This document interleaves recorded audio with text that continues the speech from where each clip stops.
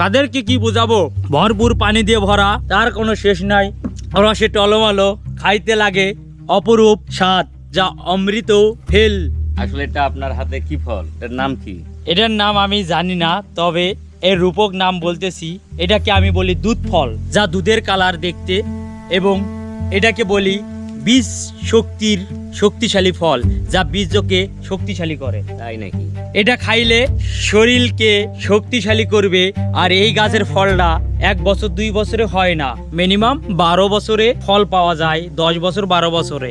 এই জন্য এটা আমাদের মানব দেহের প্রত্যেকটা মানুষের অঙ্গের একটা নাম, যা দুধের মতো দেখতে, দুধ ফল, বা আমাদের লিঙ্গ থেকে যে বীর্য বের হয় তার মতো দেখতে। এই জন্য আমি লিঙ্গের বীর্য ফল বা মেয়েদের দুধ ফল বলি, পুরুষদের বীর্য ফল বলি। ঠিক ছেলেদের লিঙ্গ থেকে যে পেশাব বের হয়, মেয়েদের সেই রকম। খাবেন আপনারা? কি করে বোঝাবো? এত শক্তিশালী খাদ্য থাকা সত্ত্বেও আমরা শুধু অসুস্থতায় দেহ গঠন করাই।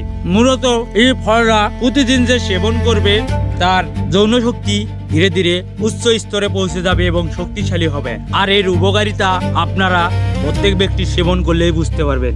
ভরপুর পানি দিয়ে ভরা, তার কোনো শেষ নাই, রসে টলমলো, খাইতে লাগে অপরূপ স্বাদ, যা অমৃত ফেল। কাদেরকে কি বোঝাবো?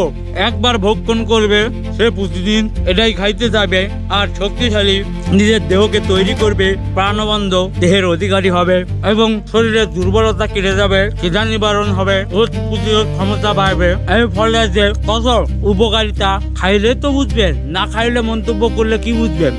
এই জন্য খাওয়ার পরে বিচার করেন যে এই ফলটা দিয়ে মূলত আমাদের শরীরের জন্য কত উপকার। সেই জন্য আমি চাই প্রত্যেকটা মানুষ এই ফলটাকে ভোগ করুক, গ্রহণ করুক, তার উপকারিতা পাক, সবাই পরমানন্দে থাকুক, সুস্থ থাকুক, এই কামনাই করি।